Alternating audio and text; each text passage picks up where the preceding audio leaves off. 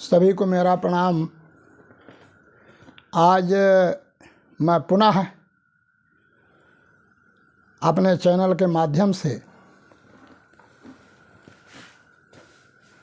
मानव तन की महिमा, ये मानव तन क्यों मिला, इसके बारे में मैं बहुत छोटी बात रखूँगा आप सब लोगों के सामने। इसको जीवन में उतारिए। धर्म प्रेमी भाई बहनों, ये मानव शरीर बड़ा अमोलक, बेशकीमती, जिसकी कोई कीमत नहीं है। महात्माओं ने जिसका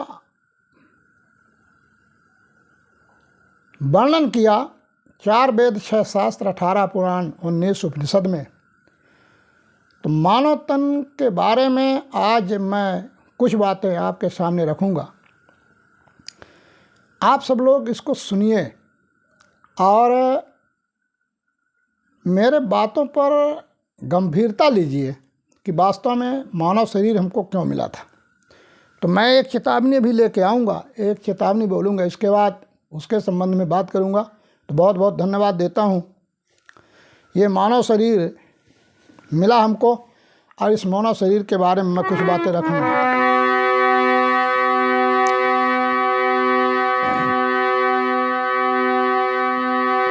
सब धरती कागज करूं लेखन सब बन रहा,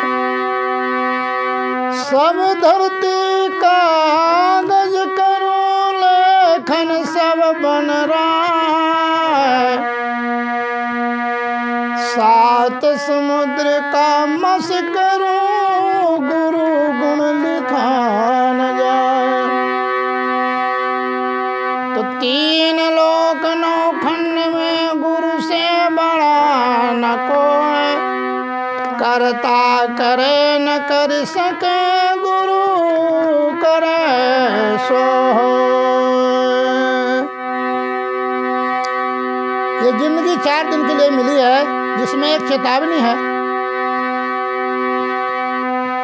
जिंदगी में हजारों का मेला जुड़ा, जिंदगी में हजारों का मेला जुड़ा, हंस जब जब उड़ा तब अकेला उड़ा, जिंदगी में हजारों का मेला जुड़ा, हंस जब जब उड़ा तब अकेला उड़ा, नाराज राजे रहेंगे न रानी रही, इस झूठे जगत की कहानी रही, नाराज राजे रहेंगे न रानी रही, इस झूठे जगत की कहानी रही, 4 दिन का ये झूठा झमेला रहा,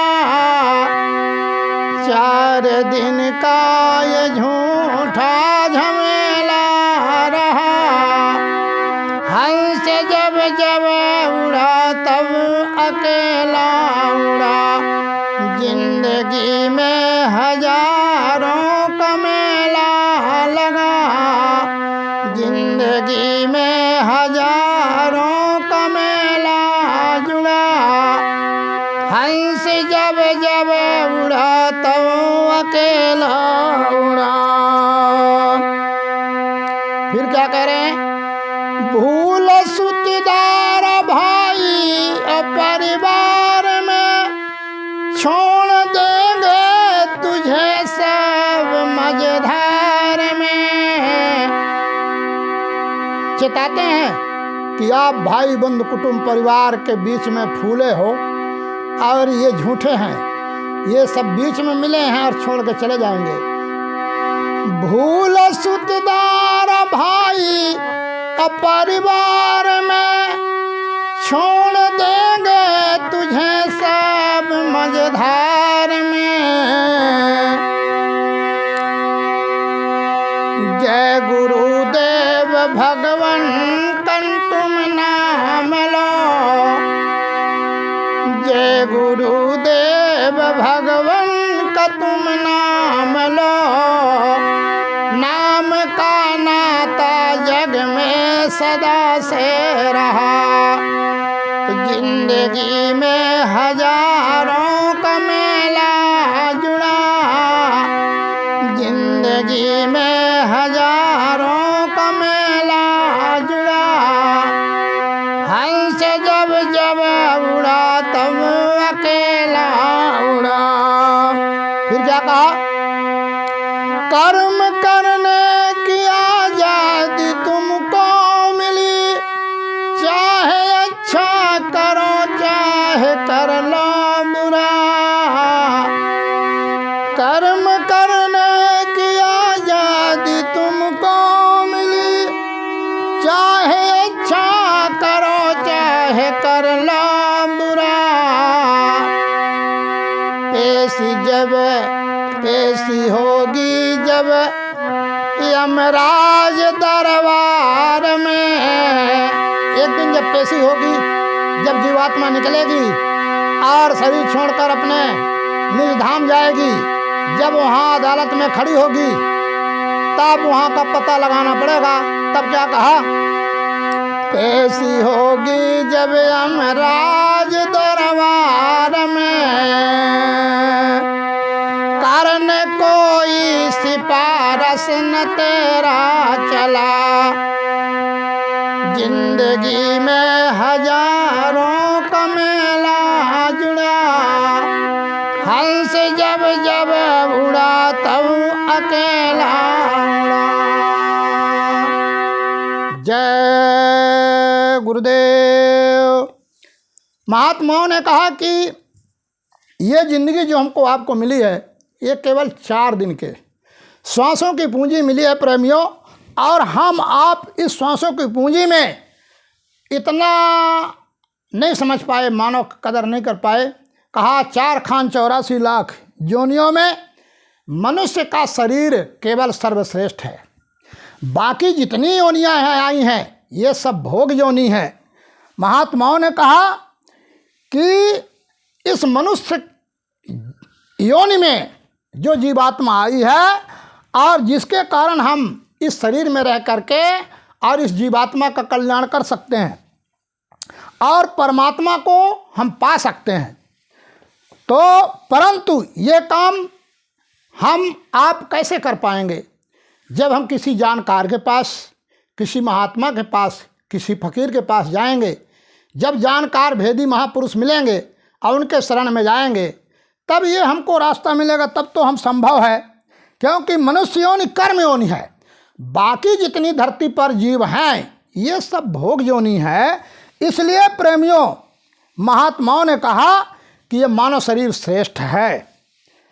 1,84,00,000 में नाना कष्ट भोगने के बाद ये बड़े मुश्किल से ये हमको इस बार मानव का शरीर मिला है, और जिसको पाने के लिए स्वर्ग और वैकुंठ में जो देवी देवता हैं वो भी तरसते हैं। गोस्वामी जी महाराज रामायण में लिखा कि बड़े भाग मानुष तन पावा, असुर दुर्लभ सद ग्रंथ गावा। कहा बड़े भाग से तुम मनुष्य शरीर में आए हो, और जिस मनुष्य शरीर तुम्हें मिला है इसको पाने के लिए स्वर्ग में वैकुंठ में बैठे देवी देवता भी तरसते हैं कि हमको एक बार मानव का शरीर मिल जाए। फिर उन्होंने कहा कि नर तन सम नहीं कौनो देही। दूसरी बात गोस्वामी जी रामायण में लिखा कि नर तन सम नहीं कौनो देही, अजीव चराचर याचत तेही। कहा ये मानव शरीर इतना अमोलक है, बेशकीमती है, जिसका कोई कीमत ही नहीं है। इसलिए प्रेमियों, मनुष्य शरीर ही साधन धाम और मोक्ष का दरवाज़ा, बाकी किसी जोनी में, किसी जीव में भगवान का पाने का रास्ता नहीं गया। केवल मनुष्य शरीर से ही हम भगवान को पा सकते हैं। और इस शरीर पर कैद जीवात्मा जो है, इसको हम अपने मुकाम, निज धाम, अनामी धाम, प्रभु धाम, ईश्वर धाम में पहुंचा सकते हैं। तो निवेदन के साथ मेरा विनती ये है कि मानव महिमा का तन, मानव महिमा जो मानव मनुष्य शरीर हमको जो मिला, ये वास्तव में कितना बेशकीमती है। इसलिए महात्माओं ने ये कहा कि मनुष्य शरीर पाने के अधिकारी हम ही लोग और बाकी कोई नहीं है। इसलिए इसकी महिमा सभी धर्म पुस्तकों में गाई गई, क्योंकि इसी शरीर से भगवान का भजन और उनका दर्शन हो सकता है। इसी शरीर से हम भगवान को पा सकते हैं। इसी कलयुग में मनुष्य शरीर में रहकर मीराबाई ने प्रभु का दर्शन पाया। सेवरी ने इसी कलयुग में इस मानव शरीर में रहकर और उस मालिक का दर्शन पाया। तो महात्मा कहते हैं कि इसी घोर कलयुग में आप भी मनुष्य शरीर में रहकर और आप भी भगवान का दर्शन पा सकते हैं कोई। लेकिन अब कहते हैं कि मनुष्य शरीर बड़ा सुंदर है, जिसका जो बहुत पवित्र है और जिसके द्वारा भगवान का भजन हो सकता है, दूसरे शरीर से नहीं हो सकता। केवल मनुष्य शरीर से ही भगवान का भजन संभव है, दूसरा जीव नहीं कर सकता, क्योंकि वो भोग योनि में आए हैं, वो भोग रहे हैं। और मनुष्य शरीर पांचों तत्व से बना, क्षितिजल पावक गगन समीरा, अब पंच रचित है अधम शरीरा। तो धर्म प्रेमी भाई बहनों, ये मानव तन की महिमा बड़ी बेशकीमती। फिर कहा सोई पावो सोई सुभग शरीरा, अजो तन पाय भजी रघुबीरा। कहा कि प्रभु भजन ही आत्मकल्याण का साधन है और आत्मकल्याण ही मनुष्य जीवन का एकमात्र उद्देश्य है, दूसरा कोई रास्ता नहीं है। तो और कहा ये जीते जी भगवान का दर्शन होता है, मरने के बाद नहीं होता। लेकिन मरने के बाद हम कहते हैं कि हमको भगवान स्वर्ग, जब को मान लीजिए हमारे परिवार में कोई ख़त्म हो गया तो हम कहते हैं कि वो स्वर्ग लोक चले गए। अरे प्रेमियों, हाथ जोड़ के प्रार्थना करूंगा, अन्यथा नहीं लेना। अरे अपने कर्म के आधार पर उनको अच्छा अब बुरा, पाप पुण्य, धर्म अधर्म जो भी काम किया उसका हिसाब होता है मालिक के दरबार में। लेकिन हम आप ये कह देते हैं कि वो स्वर्ग लोक चले गए। पता नहीं वो स्वर्ग लोक गए कि नरक लोक गए, ये तो हम आप देखे नहीं। लेकिन एक मन को संतुष्टि के लिए हम कह देते हैं वो स्वर्ग लोक चले गए। लेकिन स्वर्ग लोक उन्हीं को मिलता है जो वास्तव में ये मानव मंदिर में रह कर के साधना किया और ये जीते जी जीवात्मा, मनुष्य शरीर में रह के बैठी जीवात्मा को जगाया, अपने धाम पहुंचाया, जिस तरह मीरा ने किया और जिस तरह सेवरी ने किया। और उनको इसी कलिकाल में, इसी कलयुग में भगवान मिले। इसलिए प्रेमियों, यदि ऐसा नहीं हुआ तो मनुष्य जीवन बेकार चला जाएगा, निरर्थक चला जाएगा, फिर ये दोबारा नहीं मिलता है। जीव नरकों और 84 में फिर चला जाएगा। तो कहा लक्ष्य 84 भरम कर पग पर अटके आए, अब आपकी पासा ना पड़े तो फिर 84 जाए। इसलिए सभी के चरणों में सर झुकाकर निवेदन करता हूँ कि हम सब लोग इस मनुष्य शरीर में आए हैं और ये चेतन जीवात्मा मनुष्य शरीर पर कैद है और इसको सहेजें, इसको जगाने के लिए युक्ति ढूंढें, रास्ता ढूंढें। तो हम आप बड़े सौभाग्यशाली कि हम आप आए और हमको आपको मनुष्य शरीर मिला। अब मनुष्य शरीर मिला तो मनुष्य शरीर पाने का सार्थक मतलब लाभ यही है कि इस शरीर में जो जीवात्मा है, जो जीवात्मा अजर अमर है। मनुष्य शरीर तो नाशवान है, ये किसी समय जा सकता है, कभी भी जा सकता है। लेकिन इसमें जो जौहर है, जो चेतन जीवात्मा इसमें विराजमान है, ये अजर अमर है, इसका कभी नाश ही नहीं होता, इसका कभी मृत्यु ही नहीं होता।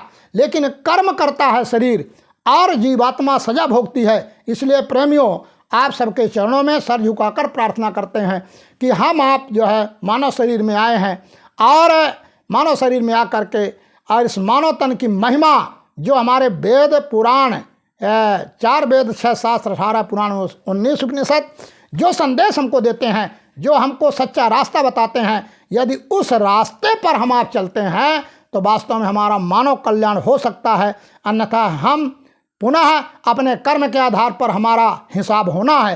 तो मैं इसी आशा और विश्वास के साथ मैं ये मानव तन की महिमा के बारे में आज मैं 2-4 बातें आपके सामने रखा। और मेरे कहने और सुनाने में, मेरे संदेश में छोटी मोटी बात निकली होगी, क्योंकि इतना अभ्यास नहीं है, लेकिन प्रयास है कि मानव शरीर क्यों मिला और किसके वास्ते मिला, इसके बारे में मैंने महात्माओं की बात को अपने आप के पास रखा है। और मेरे कहने और सुनाने में कोई छोटी मोटी बात निकली होगी तो आप अपने चरणों का सेवादार और उस मालिक का संदेश वाहक मानकर मुझे आप क्षमा करेंगे। यहीं से मैं अपने वाणी को विराम देता हूँ। जय हिंद, जय भारत, जय गुरुदेव नाम प्रभु का।